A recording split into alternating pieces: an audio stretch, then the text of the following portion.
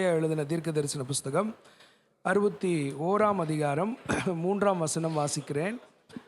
சியோனிலே துயரப்பட்டவர்களை சீர்படுத்தவும், அவர்களுக்கு சாம்பலுக்கு பதிலாக சிங்காரத்தையும், துயரத்துக்கு பதிலாக ஆனந்த தைலத்தையும், ஒடுங்கின ஆவிக்கு பதிலாக துதியின் உடையையும் கொடுக்கவும் அவர் என்னை அனுப்பினார். அவர்கள் கர்த்தர் தம்முடைய மகிமைக்கென்று நாட்டின நீதியின் விருட்சங்கள் எண்ணப்படுவார்கள்.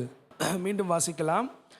சியோனிலே துயரப்பட்டவர்களை சீர்படுத்தவும், அவர்களுக்கு சாம்பலுக்கு பதிலாக சிங்காரத்தையும், துயரத்துக்கு பதிலாக ஆனந்த தைலத்தையும். அதாவது இயேசு கிறிஸ்துவுடைய ஊழியம், ஆண்டவருடைய ஊழியம் எப்படிப்பட்டதாக இருக்கும் என்பதற்காகவும், இஸ்ரவேல் ஜனங்களுக்குள்ளாக ஆண்டவர் செய்யப்போகிற காரியங்களை குறித்தும் ஏசாயா தீர்க்க தரிசனமாக சொல்கிறார். இஸ்ரவேல் ஜனங்களை பொறுத்த மட்டிலும், அது இந்த அதிகாரத்தை வைத்து நாம் பார்க்கும் பொழுது, இஸ்ரவேல் ஜனங்கள் ஆண்டவரால் தெரிந்து கொள்ளப்பட்ட மக்கள், அதிக மேன்மையும் புகழ்ச்சியும் மகிமையும் அடைந்த மக்கள். அப்பேற்பட்ட ஒரு உயரத்தில் இருந்தவங்க. அவங்க நாட் ஆர்டினரி பீப்புள். அவங்க தே ஆர் ஸ்பெஷல்.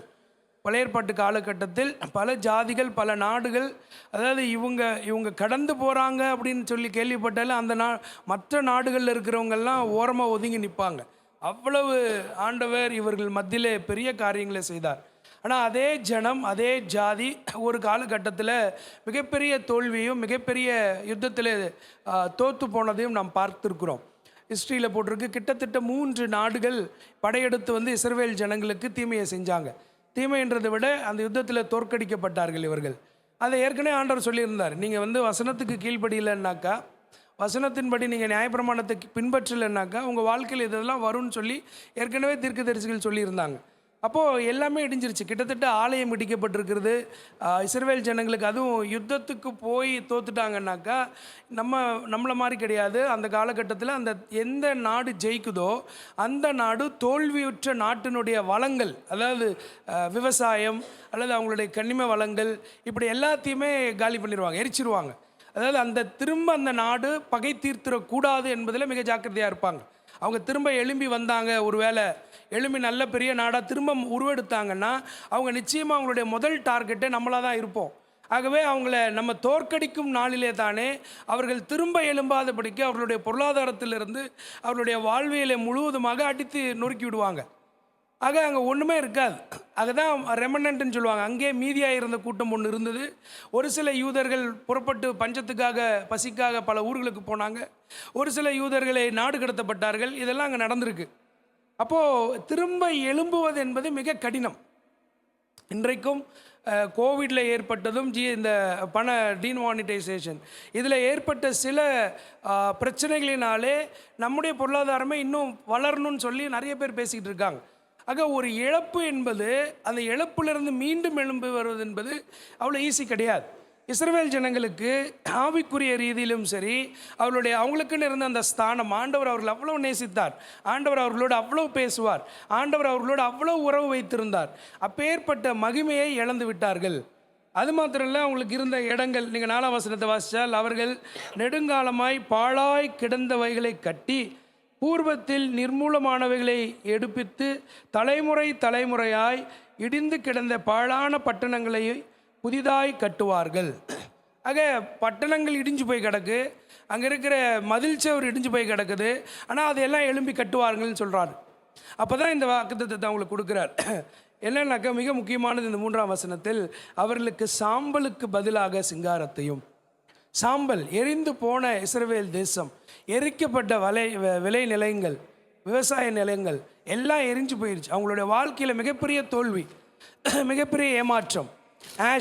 ஆஷஸ், சாம்பல், அதிலிருந்து உங்களை சிங்காரத்துக்கு கொண்டு வர்றேன், பியூட்டி, உங்களை அழகுபடுத்துவேன்னு சொல்கிறார். மன்னரில் வருகிற இந்த மாதத்தில் தான் அடுத்த வாரம் நமக்கு ஆஷ் வெனஸ்டே ஸ்டார்ட் ஆக போகுது, சாம்பல் புதன். இந்த வர்ற மாதங்களிலெல்லாம் பல திருச்சபைகளிலே நாமும் சரி சிலுவையை குறித்து, சிலுவையின் அன்பை குறித்து தியானிக்கிற மாதம். சிலுவை என்பது சாம்பல். அந்த நாளில் அதுக்கு பேர் சாம்பல் புதன். எதுக்காக என்றால், முந்தின வருஷம் இருக்கக்கூடிய அந்த அந்த இதுவை சொன்னான்னு சொல்லி அந்த குருத்தொலையை வச்சு அந்த நாளில் எரிப்பாங்க. எரித்து அந்த சாம்பல் எடுத்து கையில் வச்சுப்பாங்க. இது ஒரு ட்ரெடிஷன். ஆனால் நம்முடைய விசுவாசம் இயேசு கிறிஸ்து சிலுவையில் மரித்து பழைய ஏற்பாட்டு காலத்தில் சாம்பலில் உட்காந்து ஜெபம் பண்ணுவாங்க. ஆனால் அதில் பெரிய பெரிய எதிர்பார்ப்புகள் இருக்காது, பெரிய பெரிய பதில்கள் அந்த ஜெபங்களுக்கு கிடைக்கல பழைய ஏற்பாட்டில். ஆனால் அதே மாதிரி பழைய ஏற்பாட்டு காலத்தில் ஒரு சிலர் மட்டும்தான் ஜெபிக்க முடியும். ஆனால் இன்றைக்கு ஆண்டவருடைய பிள்ளைகளாக நமக்கு சாம்பல் போட்டுக்கொண்டு ஜெபிப்பதல்ல, ஆனால் நாம் ஜெபிக்கும் பொழுது சாம்பலாக இருக்கிற நம்முடைய வாழ்க்கையை அழகுபடுத்துகிறார். ஆக சாம்பலுக்கு பதிலாக சிங்காரத்தையும், அது குறிப்பாக இந்த அதிகாரத்தை வாசிக்கனாக்கா நீங்கள் 10 வாசிக்கிறேன். 10ஆம் வசனம், கர்த்தருக்குள் பூரிப்பாய் மகிழுகிறேன், என் தேவனுக்குள் என் ஆத்துமா களி கூறுகிறது. மணவாளன் ஆபரணங்களினால் தன்னை அலங்கரித்துக் கொள்ளுகிறதற்கும் மணவாட்டி நகைகளினால் தன்னை சிங்காரித்துக் கொள்ளுகிறதற்கும் ஒப்பாக அவர் இரட்சிப்பின் வஸ்திரங்களை எனக்கு கொடுத்து நீதியின் சால்வையை எனக்கு தரித்தார். அதாவது எப்படி அழகுபடுத்துகிறார். இஸ்ரவேல் ஜனங்களுடைய மிகப்பெரிய பிரச்சனை, இஸ்ரவேல் ஜனங்கள் மட்டும் இல்லை, நம்மள அநேகருடைய மிகப்பெரிய பிரச்சனை, நமக்கு இருக்கிற இழப்பை மாத்திரமே நாம் பார்த்து கொண்டிருக்கிறோம். ஆனால் அந்த இழப்பிற்கு பின்னாடி இருக்கிற ஆவிக்குரிய தோற்றம் அல்லது ஆவிக்குரிய தோல்வி, ஸ்பிரிச்சுவல் டிக்ளைன், அதுதான் நம்முடைய வாழ்க்கையினுடைய மற்ற பகுதிகளையும் தீர்மானிக்கக்கூடியதாக இருக்கிறது. ஆக இந்த மாதத்தில் நாம் எப்படி சிலுவை குறித்து தியானிக்கிறோமோ, இதே ஏசாயா 51ஆம் அதிகாரத்தில் சொல்கிறாரு, என் தாசனாகிய நீதிபாரர் தம்மை பற்றும் அறிவினாலே அநேகரை நீதிமான்கள் ஆக்குவார். என் தாசனாகிய, எனக்கு ரொம்ப பிடிக்கும் அந்த வசனம், அது ரொம்ப அழகாக போட்டிருக்கு பாருங்க. என் தாசனாகிய நீதிபாரர், தட் மீன்ஸ் கிரைஸ்ட். என் தாசனாகிய நீதிபாரர் தம்மை பற்றும் அறிவினாலே அநேகரை நீதிமான்களாக மாற்றுவார். ஆக ஆவிக்குரிய வாழ்க்கையில் தோல்வியும், இப்போ சமீபத்தில் யார்கிட்டையும் பேசினா, நான் யார்கிட்ட பேசணும் மறந்துட்டேன். நிறைய நேரங்களில் ரட்சிக்கப்பட்ட பிறகு வாழ்க்கை அப்படியே முடிஞ்சிருச்சுன்னு நினைக்கிறாங்க. பெரும்பாலும் நான் பார்த்த நிறைய மக்கள் ரட்சிக்கப்படணும், அவ்வளோதான், அதுக்கப்புறம் அவ்வளோதான். ஆனால் ஆண்டவருடைய நோக்கம் நம்முடைய வாழ்க்கையில் நம்ம எப்போ ரட்சிக்கப்பட்டிருக்கோன்றது முக்கியம் இல்லை, ரட்சிக்கப்படணும், அது ரொம்ப முக்கியம். ஆனால் ஒவ்வொரு நாளும் அவருடைய சாயல், அவருடைய சுபாவம், அவருடைய குணம் எனக்குள்ளே வரணும், என்ன அவரை போல மாற்றணும்னு அவர் முயற்சி எடுத்துக்கிட்டே இருக்கிறார். ஆக ஒவ்வொரு நாளும் எனக்குள்ள ஆவிக்குரிய ரீதியில் நான் வளர்ச்சி பெறணும்னு ஆண்டவர் எதிர்பார்க்கிறார். ஆக அப்படிப்பட்ட நீதிமான், அப்படிப்பட்ட நீதியைத்தான் ஆண்டவர் நமக்கு தருகிறார். அன்பானவர்களே, இழந்து போன காரியங்களை இன்றைக்கி நம்ம கையில் இருக்கிறது ஒரு வேளை வெறும் சாம்பலாக இருக்கலாம். அதில் போட்டிருக்கு பாருங்கள் 3ஆம் வசனத்தில், துயரத்துக்கு பதிலாக ஆனந்த தைலத்தையும். ஒரு சிலருடைய வாழ்க்கையில் துயரம் மட்டும்தான் பாடலாக இருக்கும். இன்றைக்கு நாம் பாடக்கூடிய, அநேகர் பாடக்கூடிய பாடலுடைய வரிகள், lyrics of our song is nothing but sorrow sorrow sorrow. ஆனால் இயேசு நமக்கு வாக்கு கொடுக்குறார், ஆண்டவர் வாக்கு பண்ணுறாரு, நான் இந்த துக்கத்துக்கு மாறாக, இந்த துயரத்தை நீக்கி உங்களுக்கு ஆனந்த தைலத்தை உங்களுக்கு கொடுக்க போகிறேன். நான் ஒரு பாட்டை எழுத போகிறேன் உங்களுக்காக. You going to Singh a song which I am going to give to you. அந்த சாங், அந்த பாடலுடைய வரிகள், ஜாய் ஜாய் ஜாய், மகிழ்ச்சி மகிழ்ச்சி மகிழ்ச்சி. அதான் இந்த அதிகாரத்தில், இந்த வசனத்தில் ஆண்டவர் சொல்கிறார், இது வரைக்கும் துயரப்பட்டுட்டீங்க, இது வரைக்கும் கையில் சாம்பலை தான் வச்சுக்கிட்டு இருக்கிறீங்க, ஆனால் இந்த சாம்பலை நீக்கி சிங்காரத்தை தரேன்.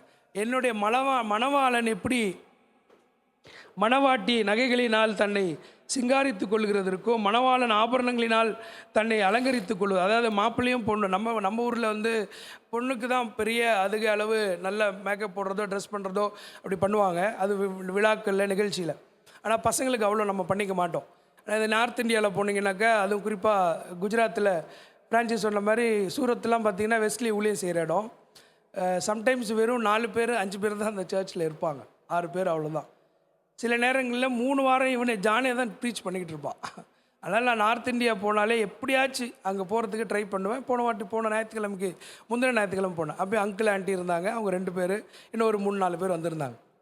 அப்போது ஒரு இடத்துக்கு கூப்பிட்டு போய் பார்த்தாக்கா, ஆண்கள் பெண்கள் அப்படி ட்ரெஸ் பண்ணிட்டு வராங்க. பவுட்ரு ஏற்கனவே வெள்ளையாக தான் இருப்பாங்க, சிவப்பாக தான் இருக்காங்க, அதில் அவ்வளோ பவுடர், அவ்வளோ ஆண்கள் உட்பட அவங்க ட்ரெஸ் எங்கேயும் இல்லை, வீட்டில் அதே காம்பவுண்டு தான் எல்லாம், அவங்க தங்கியிருக்கிற இடத்துக்குள்ளேயே ஒரு இடத்துக்கு போகிறோம், அதுக்கு அப்படி ட்ரெஸ் பண்ணிட்டு வராங்க 2 பேருமே. ஏன்னா நமக்கு வந்து பெரும்பாலும் நம்ம அப்படி இருக்க மாட்டோம், ஜென்ஸ் எல்லாம் வந்து ஏதாவது அப்படி அட்ஜஸ்ட் பண்ண நம்மளுடைய மனநிலை அப்படியெல்லாம் நம்ம அப்படி தான் வளர்ந்துட்டோம். ஆனால் ஆண்டவர் சொல்கிறாரு, அந்த அழகெல்லாம் ஒன்றுமே இல்லை. நம்மளை அழகுபடுத்த போகிற அழகு என்பது ஆபரணங்களினால் நம்மை அழகுபடுத்துவார். சாம்பலுக்கு பதிலாக சிங்காரத்தை கொடுப்பார். இந்த மாதம் என்பது தோல்வியின் நம்ம சிலுவையை குறித்து தியானிக்கும் பொழுது சில நேரங்களில் நான் நிறைய வாட்டி யோசிச்சு பார்க்குறேன், என்ன ஆண்டவரே இப்படிப்பட்ட சுபாவங்கள் என்னை விட்டு போகணுமே, இப்படிப்பட்ட குணங்கள்லேருந்து நம்ம மாறணுமே, ஆவிக்குரிய வாழ்க்கையில் இன்னும் நல்ல வளர்ச்சி பெறணுமே. சரி, ஒரு நாளும் ரட்சிக்கப்பட்டன்ற டேட்டோடு நின்றாதீங்க. நான் திரும்ப திரும்ப சொல்கிறேன், உங்களையும் என்னையும் ஆண்டவர் கைப்பிடிச்சது ஆபரணங்கள்னால் அலங்கரிக்கிறதுக்காக, நம்மளை மகிமையாக வைக்கிறதுக்காக, நம்மளை உயர்வான இடத்துல வைக்கிறதுக்காக. நம்மக்கிட்ட இருக்கிற எல்லா சாம்பலையும் நீக்கி நம்ம கொஞ்சம் சாம்பலை தான் அலோவ் பண்ணுறோம். ஆண்டவரே இந்த சாம்பலை மட்டும் எடுத்துருங்கன்ட்டு. ஆனால் ஆண்டவரை பொறுத்த மட்டும் நம்முடைய வாழ்க்கையில் ஒன்றுமில்லாத இந்த அதிகாரத்தை வாசிக்கிறப்ப அதில் மீண்டும் கட்டுறாரு, நீங்களோ கர்த்தரின் ஆசாரியர்கள் என்று சொல்லப்படுவீர்கள். நீங்களோ கர்த்தரின் ஆசாரியர்கள் என்று சொல்லப்படுவீர்கள். இழந்து போன ஒரு தேசம், தன் மகிமையும் தன் அடையாளத்தையும் இழந்த ஒரு தேசம். ஆண்டவர் சொல்கிறாரு, சிங்காரத்துக்கு சாம்பலுக்கு பதிலாக சிங்காரத்தை தரேன், உன்னை மகிமையாக வைப்பேன், உன்னை உயர்ந்த இடத்துல வைப்பேன். அன்பானவர்களே, நாம் ஆண்டவருடைய வாக்கு தத்தங்களை உரிமை பாராட்ட வேண்டும், ஜெபிக்க வேண்டும். ஆண்டவரே, என் வாழ்க்கையிலையோ இல்லை என் குடும்பத்துடைய வாழ்க்கையிலையோ இன்றைக்கு எங்கள் கையில் இருக்கிறது சாம்பல் மட்டும்தான். இன்றைக்கு எங்கள் கையில் இருக்கிறது துயரம் மட்டும்தான், துக்கம் மட்டும்தான். சிலருடைய துக்கத்தை எல்லாம் நான் குழந்தை இல்லாத காலகட்டத்தில் எத்தனையோ நாட்கள் அது வெளிப்பிரகாரமாக சிரிப்பாக தான் இருக்கும். எல்லாரோட சேர்ந்து பேசலாம், சிரிக்கலாம், ஜாலியாக இருக்கும், எல்லாமே இருக்கும். ஆனால் உள்ளுக்குள்ளே இருக்கிற கவலை, உள்ளுக்குள்ளே இருக்கிற வேதனை என்பது தீர்க்க முடியாதது. ஒரு சிலருடைய வேதனையும் மன கஷ்டங்களையும் 365 நாட்களும் இருக்கும். துயரம்தான், அவளுடைய பாடலே துயரம்தான். அதைத்தான் வேதாகமும் புலம்பல் என்கின்ற புஸ்தகத்தையும் எழுதியிருக்கிறது. மனுஷனுடைய வாழ்க்கை என்பது ஏதோ மகிழ்ச்சியாக சிரிச்சுக்கிட்டே எப்போவுமே ஜாலியாக இருக்கிறோன்ட்டு இல்லை, அப்படி இருக்கிறது இல்லை. ஏதோ ஒரு கஷ்டம், ஏதோ ஒரு பிரச்சனை. இப்போ நியூஸில் 2-3 நாளாக பார்த்துட்டு இருந்தேன், 2026 எலெக்ஷனில் ஒரு பெரிய மாற்றம் வரும், அநேக you will see lot of surprises. நமக்கு பகீர்னது என்ன பண்ண போகிறாங்க, என்ன செய்ய போகிறாங்க, அரசியலில் இந்தியாவுடைய போக்கு எப்படி போகுது, நம்முடைய தொழிலை எப்படி தீர்மானிக்க போகிறோம், நம்முடைய வேலை. நிறைய பேருக்கு வேலை இல்லை, திடீர்னு கூப்பிட்றாங்க, நாங்கள் உங்களை வந்து பெஞ்சில் போடுறோம், பெஞ்சுன்னா உட்கார வச்சுருவாங்கன்னு. அப்புறம் தான் விசாரித்தா பெஞ்சுன்னா அப்படியே உட்கார வச்சு அப்படியே அனுப்பிச்சிடுவாங்களாம். அன்சர்டன் திங்ஸ், எதிர்பாராத காரியங்கள் நடந்து கொண்டிருக்கிற சூழ்நிலை, கண்ணீரும் கவலையும் இருக்கிற சூழ்நிலை, வெறும் சாம்பலை கையில் பிடித்து கொண்டிருக்கிற சூழ்நிலை தான் இன்றைக்கி நம்ம லைஃப். என் வாழ்க்கையில் சாம்பல் தான் இருக்குது சுவாமி, என் வாழ்க்கையில் துயரம் தான் இருக்குது, எங்கே ஆனந்த தைலம், எங்கே சந்தோஷமான பாடல்கள், என் கையில் இல்லை, என் வாயில் இல்லை. எல்லோரும் பாட சொல்கிறதுனால நான் சேர்ந்து பாடுறேன். ஆனால் மனப்பூர்வமாக எனக்கு தெரியும், என்னிடத்தில் இருக்கக்கூடிய பாடல்கள் எல்லாம் வெறும் புலம்பல்கள் மாத்திரம்தான். ஆனால் அப்படிப்பட்டவர்களுக்கு ஆண்டவர் வாக்கு பண்ணுகிறார், உற்சாகப்படுத்துகிறார். சிங்காரத்துக்கு தருவேன், சாம்பலுக்கு பதிலாக சிங்காரத்தை தருவேன். அப்படின்னால எனக்கு எங்கள் அப்பான்னா ரொம்ப பிடிக்கும். அதுக்கு ஒரு காரணம் என்னென்னா, எங்கள் அம்மா நல்லா வேலைக்கு போய், நான் படிக்கிற காலகட்டத்தில் அவர் ரிட்டையர்ட் ஆகிட்டார். எங்கள் அம்மா வேலைக்கு போவாங்க, இவர் வந்து எல்லா இடத்துக்கும் ஸ்கூலில் வந்து பஞ்சாயத்துக்கு எல்லாத்துக்கும் இவர் தான் வந்து நிற்பார். எத்தனையோ முறை கூப்பிட்டு சொல்லிட்டாங்க, டிசி வாங்கிட்டோம், உங்கள் பையனுக்கு டிசி கொடுத்துருவோம், டிசி. இவருடைய பரிதாபமான நிலைமையை பார்த்து தான் நிறைய இடத்துல டிசி தரல எனக்கு. ஏன்னா அவர் வந்து பாவமாக நிற்பார். அவரை பார்த்துட்டு, ஐயோ பெரியவர், எங்களுக்கு வயசு டிஃப்ரென்ஸ் இருக்கும் அப்பாவுக்கு எனக்கும். அப்போ ஐயோ பாவம் பெரியவருப்பா, சிலவங்க தாத்தாவான்னு கேட்பாங்க. அவர் எல்லா பிரச்சனைக்கும் அவர் தான் வந்து நிற்கணும். எத்தனையோ முறை ஸ்கூலில் டிசி கொடுக்கணுன்னாங்க. ஒவ்வொரு மாதமும் இந்த பேரண்ட்ஸ் டீச்சர்ஸ் மீட்டிங் இருக்குது, அது பெரிய தலைவலி எனக்கு. சில நேரத்தில் டைரியில் நானே கையெழுத்து போட்டு கொண்டு போய் கொடுத்துருவேன். அவங்க நம்ப மாட்டாங்க, உங்கள் அப்பா தான் போட்டாரான்னு. அப்படியே அச்சு அசல் இல்லாமல் எங்கள் அப்பா மாதிரியே போடுவேன். இதெல்லாம் ரசிக்கப்படுறதுக்கு முன்னாடி படிப்பு ஒன்றுமே வராது. எந்த மிஸ்ஸு பார்த்தாலும் மேக்ஸு, ஃபிசிக்ஸு, கெமிஸ்ட்ரி எல்லாத்துலேயும் முட்டை தான், எதுலேயுமே மார்க் வராது. எல்லாரும் திட்டிக்கிட்டு தான் இருப்பாங்க, எல்லா மிஸ்ஸும் திட்டிக்கிட்டு இருப்பாங்க, எல்லாரும் கூப்பிட்டு திட்டுவாங்க. ஒருத்தர் அதாவது கெட்டு போகிறவங்க நல்லா படிக்கலைன்னா அவங்களுக்கு அட்வைஸே எப்படி வரும்னா, அவனை பாரு நீ நல்லா படிக்க பற்றி அவன் எப்படி இருக்கிறான், அந்த மாதிரி தான் நீ ஆவ. அதனால தான் சொல்கிறான் அவனோட சேராத. இதுதான் நம்மளுடைய அடையாளம். அப்போ தெருவில் வந்து அதுக்கு மேலே பிரச்சனையாக இருக்கும். வீட்டுக்கிட்ட இருக்கிறவங்க எல்லாம் ஏதாச்சும் ஒரு கம்ப்ளைண்ட் வீட்டுக்குள்ளே சொல்லிக்கிட்டே இருப்பாங்க. உங்கள் பையன் எங்ககிட்ட சண்டை போட்டான், என்னையை அடிச்சிட்டாங்க, எங்களை திட்டாங்க, எங்கள் வீட்டில் உள்ளே வந்துட்டு ஃப்ரெண்ட்ஸோடு வந்துட்டு பொருள் எடுத்துகிட்டு போயிட்டாங்க, அந்த பொருள் எங்கே இருக்குன்னா அடகு கடையில் இருக்குது. அப்போது அந்த கடைக்கும் போவாங்க. இவ்வளோ டார்ச்சர், இவ்வளோ கஷ்டத்தை பெற்றோருக்கு கொடுத்தேன், எங்கள் அப்பா கொடுத்தேன்.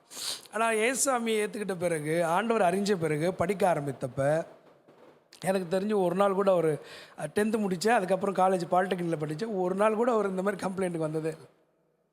அதுக்கு முன்னாடியெல்லாம் எப்படிலாம் பார்த்து குறை சொன்னாங்களோ டீச்சர் சொல்லுவாங்க, அவனோட சேராத, படிப்பு வராது, அவனோட சேராத, உன்னால் படிக்க முடியாது, இப்படி தான் சொல்லிட்டு இருந்தாங்க. ஆனால் நான் காலேஜ் படிக்கிறப்ப, வெளியில் வர்றப்போ, 3rd இயர் முடிச்சுட்டு வர்றப்போ 92%. அப்போது எல்லா ப்ராஜெக்ட்லேயும் எல்லா ஸ்டூடெண்ட்ஸ்கிட்டையும் சொல்லுவாங்க, மிஸ் அவங்ககிட்ட போடா, அவங்ககிட்ட போய் கற்றுக்கோ, அவன் சொல்லி கொடுப்பான் பாரு. ஒரு ப்ராஜெக்ட் எக்ஸ்பிளைன் பண்ணுவாங்க, ஈஸி படித்ததுனால. ஒரு ப்ராஜெக்ட் எக்ஸ்பிளைன் பண்ணாங்க, 6 பேட்ச் இருக்கும்.